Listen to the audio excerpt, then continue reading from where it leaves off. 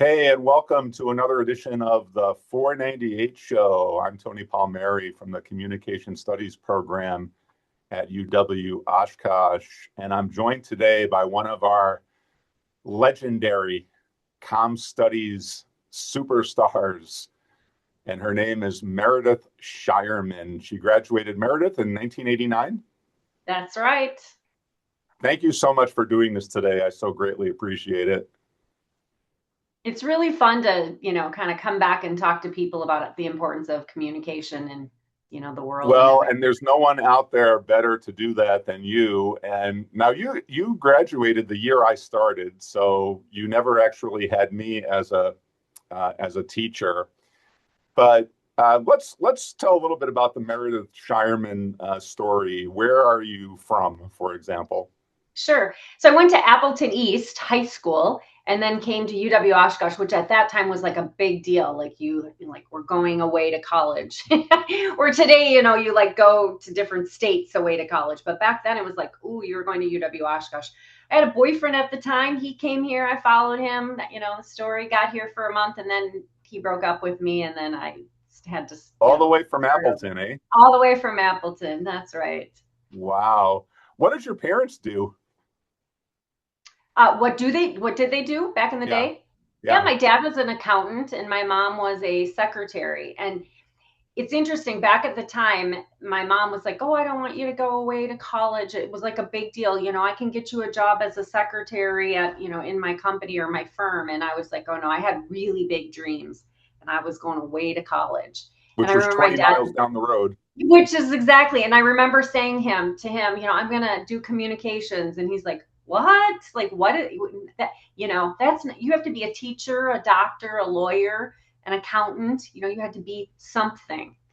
Oh, So so you knew from the start that you wanted to be a communication student. no, I actually was a teacher. I went to UW Oshkosh to be a teacher, and then I got to student teaching, and I recognized I was not going to be a good teacher, so I flipped. But I was always going to have a communication, I think it was like organizational communication minor. And then Yeah. when I flipped out of teaching, I got a communications degree along with Spanish, and then I always liked it, but I just felt like I had to be something, and so I did the teacher route. And Right. then I didn't want to do that. And I just said, I'm going to do communications. What was it about the teaching program? Did you not feel comfortable in front of students, or what was it? Well, actually, so I was secondary ed, I was high school, and I was speech and Spanish. Those were like my two specialties. And they were electives back in the day. Foreign language was an elective, and so was speech. It was just English, math, history, and science, I think, this is a long time ago, 20 years ago. So I got to high school, Oshkosh West, and those kids ate me alive. I thought, oh, I'm going to be, great. I'm going to be young. I'm cute. We're going to resonate and everything. Oh, they ate me alive. I think I lasted 3 days and said to my dad, I'm quitting school. He's like, you're not quitting school. I'm like, I am quitting school. And then I very quickly took a few more communication classes to make sure I had eligibility for my scholarship. And then I really found the love of communication. It's a true story. Wow. So talk Mhm. about your time in communication. What do you remember about study? So that this would have been like from say 1987, 88, 89, around that time period? Yeah, my last 2 years. Um, probably the pivoting point for me was debate. So Dr. K. Neal was the Yes. debate instructor, or I don't know, Yes. advisor, or whatever you called them Yeah. back then. And she said, "Oh, come do this." And I was like, "Oh, no, no, no, no, I can't." She's like, "You can, you will." And she made me do the first one where I learned you can take a topic and you can debate both sides of it, which was pretty compelling to a 20-year-old, because we all Yeah. think, there's just one way and it's my way.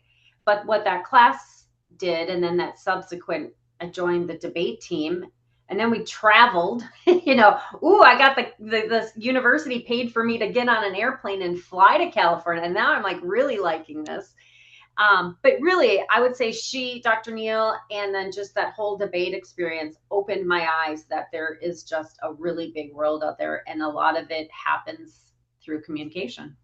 Well, Dr. Neal retired some years ago, and but before she retired, she told me more than once that she really loved having you as a student Yeah, it because was Very right? fun. As you suggest, you didn't have debate background in high school. I thought the nerds did it. I thought those were the nerds who did debate. I was a cheerleader. My boyfriend was on the football team. I'm not gonna be with those nerds who do debate until I got to Right. college and then was like, this is great. This is cool. And at that time, it's almost amazing that it was like this. At that time, every single communication student had to be a debater. And I Mm-hmm. don't know how Dr. Neal did it. I mean, she was working with dozens of students every year. Mm-hmm. We ultimately tragically lost funding for the program. And today we don't have a debate program, which I think is Mm-hmm. tragic. But for you, it had an extremely positive impact, it sounds. And it was interesting too. My partner, I remember him at the time. His name is Mark Schubert, and he's an attorney in Neenah. And I Wow. remember he was super smart, very methodical, we went all the way to nationals in Huntington Beach, California. And I was the cute, energetic, and a little emotional kind of, he would start out and then I would come in and then he would, he'd be the strong close and the strong open and I'd be the middle.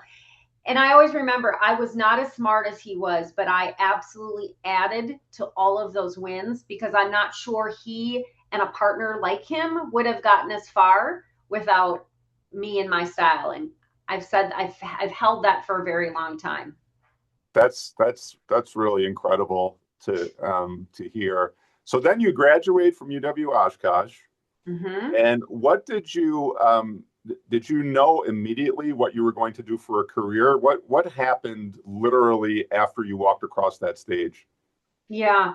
So again, I left teaching the last year. I became a communications major, and my dad kept saying, "What are you going to do with it? What are you going to do?" That kept saying, "I don't know. I don't know." And I had a job at J.C. Penney at the Park Plaza Mall Right. during my whole time during college. And I remember saying to my store manager, like, "My God, not retiring. I'm graduating in May, and I have no idea what I'm going to do." And he's like, "Why don't you join our manager trainee program?" And I remember at the time I made $17,500, and I was like, that was good money. I was like, I have no other prospects. I will go do that. Even though I had no idea what I was going to do. And he's like, "Oh, the first thing is you have to move to Beaver Dam." And I was like, okay. So I got a new boyfriend and I had to leave him and I had to move away. But I know I got that job because I was a good communicator. I worked in every department. I wrapped presents at Christmas all the way, was the manager on duty. And I know I got that and I did well at that. It's because I was a good communicator. You originally, now I may have be misremembering this. Were you in the J.C. Penney and you were not happy with the way a person was wrapping gifts?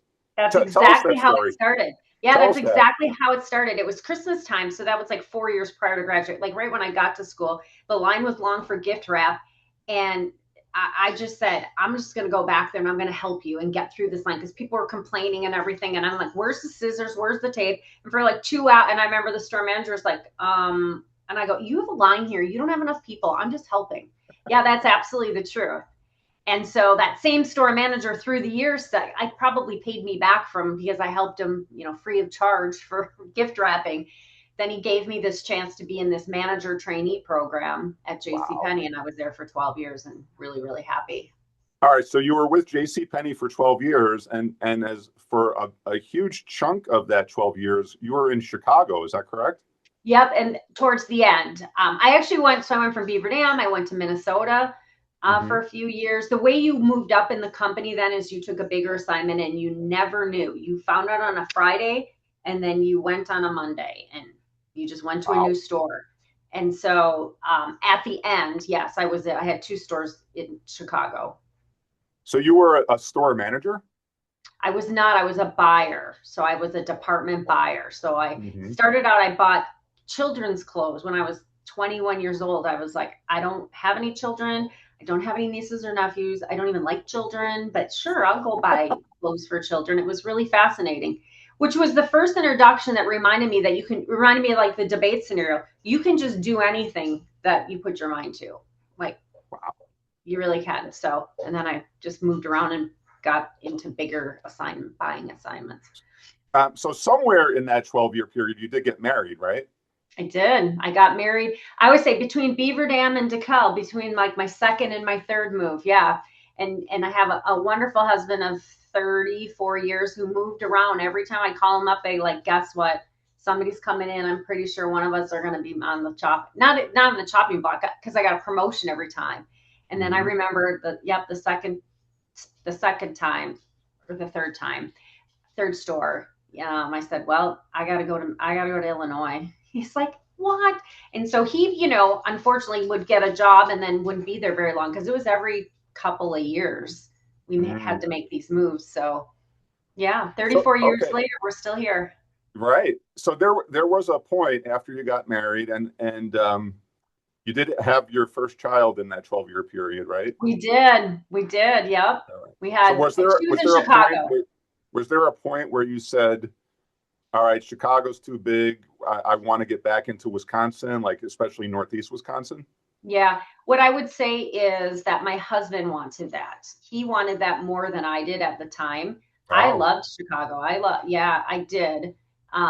We were, I don't know, 25, 27, no, 27 or 28 years old. And yeah, I loved it, but he didn't. And it really became a point of contention. We had a little 2-year old. He was clearly doing more of the work than I was because I had this long commute and long hours and worked holidays and weekends, and we had to have a, I would call it coming to Jesus. And he says, we're going to put the house on for sale. And he basically said, Katrina, who was our baby at the time, her and I would like you to come with us, but we're moving back home. His parents are here in Oshkosh. And even though at the time it was really, for me, it was a hard decision. Oh my gosh, it was the best decision ever. really? Yeah, yeah. So I So, came back to Oshkosh and I worked for J.C. Penney. That's when the J.C. Penney out on the highway opened. So I took a lateral transfer. I actually took a demotion to come back to Oshkosh, but it was the right thing because we had family. By that time, my family had moved to Oshkosh. His family was here, and the rest is history. so now at some point, so you get back into Wisconsin, you're in J.C. Penney, but at Mhm. some point you go from J.C. Penney into banking, correct? I do. I actually had a 10-month stint, so I got recruited from JCPenney by the Gap. So I Oh, became a general manager at the Gap. wow. I was in awe. I got a $10,000 raise. They bought me a car. I thought life was great. Somebody wanted me. They found me, and it was a terrible, terrible fit from day one. And I made it Why? 10 months. Um, that it was really the management. The management was really, really terrible. And I had lots of experience with managers. I can get along with anybody, but the expectations and the management of that organization at the time certainly didn't match what I was used to or what I was willing to put up with. So, All right, so you um, did 10 months at the Gap. It didn't work out. And then at that point, you got into banking? yep. Then I went in. Then I had a I have a aunt who works at U.S. Bank, and she said, "Oh, you should try banking." And I said, "Oh my God, that I'm not doing that. Those people, I don't even know what they do in a bank. They sit in their office and they play golf, and yeah, it's not fast enough. I came from retail. We got to move." And she's like, Right, "Oh, just go talk to this guy." So she set it up for me, and I talked to that. He was a market president at the time, and he would told me what he did. I didn't even know what people do in a bank, and I said, "Oh, I can do that." And he's like, you don't have any experience. And I said, "But I can do A, B, and C, and I can learn. I've got 2 degrees. If you need me to get a finance," he goes, "I've never hired anybody without an accounting or a finance degree in my entire life." And the guy was 60. And I said, "Well, that's too bad for you because I remember saying, I have a communications degree and I can learn finance. Somebody who's in finance can't always learn communication. Like, it just doesn't go." I said, "Give me a chance." And damn near begged it for a job. And I got a job on Christmas Eve. I got the offer on Christmas Eve, which was so lovely to quit my job at the Gap on Christmas Eve, which was not nice to do, but they weren't nice to me. So I started January 5th, 23 years ago, and here I am, still at the Meredith, I bank. got to tell you, this is inspiring because I have so many students today in communication who think there are certain jobs I should not apply for because they would never hire a communication person. And you Mm-hmm. just gave us this really outstanding example of how the boss is telling you we usually hire accounting, finance people. and you gave this persuasive pitch as to why they should hire you, and they bought it. And they did.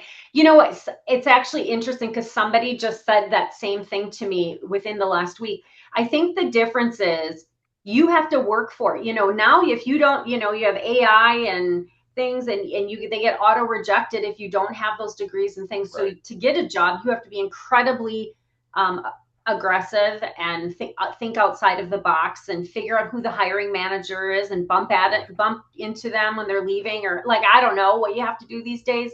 But if you just sit back, I don't think you're going to get an opportunity like I did without really doing something. You have to aggressively network out there.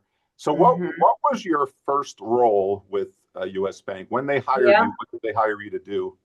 I managed the branch. So at the time, consumer branch banking was great. It was the second largest branch in the state of Wisconsin behind Milwaukee. It was actually the Oshkosh downtown branch was larger than Madison. And we had 20. Yeah, I know. A lot of people. We have a lot. Yeah, we have a lot of deposits in Oshkosh. A lot of long-standing deep deposits in Oshkosh. And it was to manage the branch. And I remember, while I didn't know banking, I knew how to manage people because I had managed people 12 years prior. And so I transferred that skill over, and then I just really was diligent in learning the banking industry. Wow. So how long were you in the branch manager role? 2 years. And then I got recruited to go on to college campuses. So back in the day, US Bank had a co-branded Titan card. I don't know if you remember that, but US Bank was on your Titan card. Yep. Yes. And so I went on campus and I was talking to kids during orientation about getting their Titan card and opening up a US Bank account. And there was leadership in my bank, and they kind of said, "You got to come work for us." And I'm like, "I manage the branch over here." He's like, "Oh, no." So then I took that job and I managed an 8-state territory where I went to colleges and universities and went on campus and got college kids to open up bank accounts. I bet that was fun. Never thought I would do that, but was that fun? It was so fun. I remember walking at Ohio State University. It was the first one I went to, and I was like, I have arrived. I was like, somebody tapped me, somebody wanted me, and they want me to go onto this campus and talk to these kids, And all I was doing was talking to them. It was really great. And then I did that for 2 or 3 years. That was really great. And then I got tapped to go into commercial real estate for the bank and open actually bank branches, go out across the country into colleges, universities, hospitals, and corporations and open up small bank branches, bigger than an ATM, but not it was staffed with one person, but it was these micro, and I did 67 of them across the country. Facebook, Amazon, Salesforce, really big names in California. Yeah, that was really super great too. So, and then that takes us to 2018 when, the world changed, the financial world changed, and we stopped building bank branches. So it was what am I? So they gave me 60 days to figure out something for me to do. And I then moved over into payments. So now I manage a team of 6, and we manage corporate card spend. So the largest companies in the country, they have a corporate card, which is a US Bank card, and we manage their spend for them. Again, didn't go to school for it, had no idea what I was getting myself into, but just knew that I could do it. And your official title is? My official title is Regional Vice President of Corporate Payment Systems, Central Region. So we have 3 regions in our company. So I cover 8 states in Canada, and we cover $6 billion of corporate card spend. Amazing. Again, unbelievable, simply unbelievable. You come from a communications degree when you don't know what you're going to do, and I will retire managing $6 billion of. And this is what I want our current students watching this to know. There is nothing that you cannot do. That's exactly right. Meredith is Exhibit A in this. But now somewhere along the line, you did go and take more business classes, didn't you?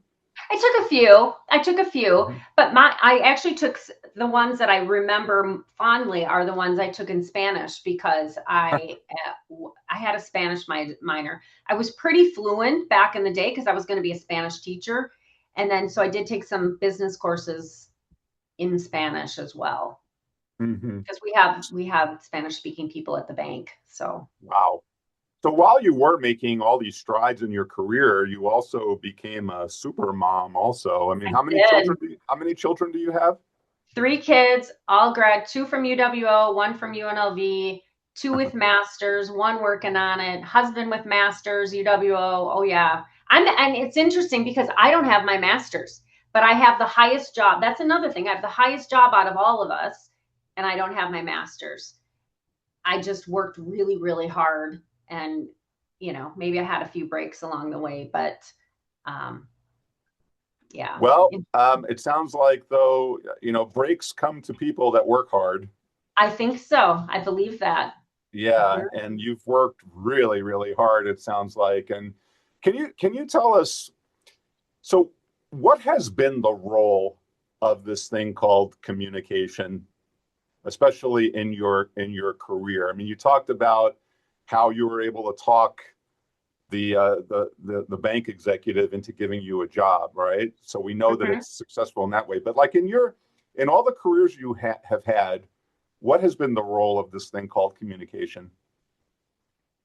It's everything. It's paramount. It's the foundation of every single job. I was just thinking, I didn't know where the question was going, and I was just thinking about how we have a friend who is has cancer, and I did a benefit for him, and I raised $50,000. Oh, Even in that, I had to have, I went out to bars and restaurants and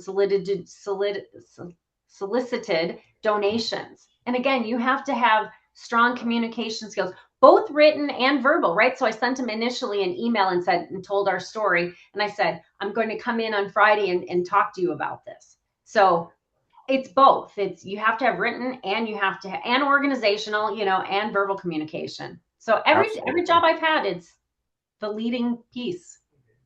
And I think you have a reputation for being a really great listener. Oh, And what is the role of listening in communication for you? Candidly, I would tell you I grew into that role because when you're young and you're inexperienced, you think you know everything and you have a lens like this and you think things should be like this. So I don't like to say the older I got, I like to say the more experienced I gained in life.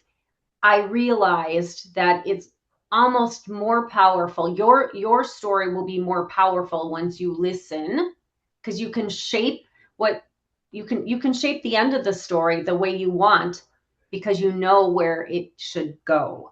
And so listening is incredibly important. And I would tell people learn that early because I'm not entirely sure I did that. It took me a little while, but if I was telling my old self something, I would say pause and listen before speaking. Yeah, and you've also in retail, in banking, I'm sure you've had quite a bit of conflict in Conflict. communication. How Mhm. have you, this is, as we know, sometimes when conflict emerges, a lot of people just avoid it, walk away from it, run the other way. I don't think that's your style. Mm-mm. How have you learned to deal with conflict over the years in your roles? Yeah. You have to lose your defensiveness. I can remember again when I was young, I would, almost interrupt and say, but that's not the way it is. And when so often people just want to be heard. And so if you sit back and listen, sometimes they also get self-awareness and then they get all found round up about things and they're like, okay, I guess maybe it's not that important. But it really was made me mad when at the time. And they had become this self-awareness and I didn't even have to be the bad guy after all because I remember that in the bank, people would come in and they'd have overdraft fees and they would just tell me their whole story and everything. And then by the end they would say, they go, yeah, I know I know I didn't pay or I wrote check out more than I had. And I like, so you understand you can't do that, right? Like, they would just sort of, but if I would have came in and said, it is wrong to write a check out when you don't have money in there, you can't that would have been very confrontational. I've learned to just listen, give people a voice, Yes. and then I speak, act, do whatever from there. Does it disturb you how much our society has moved toward like bullying and rage and like shouting. I mean, It's what's your ridiculous. feeling about the way our society has like devolved toward that kind of thing? Yeah, I don't like that at all. I call it casual conflict is good. I like having, casual conflict. I like debating things and seeing two sides of things. And I'd rather have a dinner where we like arm wrestle and talk about something and even having two different sides. That's a way more engaging dinner than, oh my God, we both sit there and we all talk about how great this is. Yeah, Um, I kind of lean towards having, hanging out with people who have diverse ideas and don't yeah. always politically think the same as I. Kind of lean myself to that. I find it interesting. But I also have a few friends that are very polarizing, and they are, and I don't like that. I No, it's just, like we call it, like the echo chambers, and that's been very disturbing to me because I'm like you. I don't feel that I grow as a person if I'm only surrounded with people who think like I do, absolutely. Yeah, right? And I think, Meredith, that we learned that in comp studies, we did. right? Yeah, you That don't just at 18 realize that. Professors teach us that. We read that. We learn that. We sit with students in the classes and we hear different interactions, and we have to learn that. We don't come with that at 18 or 19. you're right, absolutely. And so, you know, 18, 19, 20, 21 year olds today are, say, graduating from college in a very, very different world than you and I did. And what do you have advice for students that are graduating today? Like, for example, approaching the current job market, what would you tell people? Yeah, I would say be bold. I would say think about what you like to do. What are things like I liked to shop. I liked being in a fast-paced retail environment. And so I went for that. So I think it's important to find some things that you like to do. Nobody wants to just go in and get a job that sucks, that they don't like what it is. And nobody wants to do that. But you have to, I would say start thinking about pieces of a job that are appealing to you. Do you like to travel? Well, then don't get an office job. Find one that has at least some traveling to it. Like maybe they have team meetings offsite, or maybe, um, and then be bold. Think about, what do you want to do? But then on the other side, I'm talking about both sides, because then on the other side, it doesn't have to be your end job either. You can Right. go out and you can start that first job, and then it's okay for you to figure out, like, hey, like mine in the teaching, I was like, whoa, I'm glad I like exited stage left at, senior year, because I was not going to be a good teacher. And it's okay to do that too. But I would say, be bold and make that list of things that are appealing to you, and Yeah. start from there. Well, and also, what's that old saying? 90% of being successful is just showing up. I mean, Absolutely. right? One thing that you have always been known for is you're there. I'm Right? present. Be You're present. be present. And I'll tell you, this is a huge lesson I try to impose on current students because we have a number of people. They're all decent, they're all great human beings, but a lot of people have difficulty just being there. Okay, so I have something to say about that. One of the other things that I've done is every single time I'm in a class or a meeting or a conference, I sit in the front. I don't sit in the back. I sit in the front because I can't be on my phone. I have to be attentive. I have to be looking at the speaker. I never sit in the back. And I always have a question, because I know, being a speaker myself, I like it when people ask me questions. There's nothing worse than me just up there, because I speak a lot. There's nothing worse, any questions, and everybody's just sitting there. So so I always sit in the front, and I always have a question. That's such great advice. And because what you're saying is you like to be completely engaged in the moment. Yeah, be present, show And up.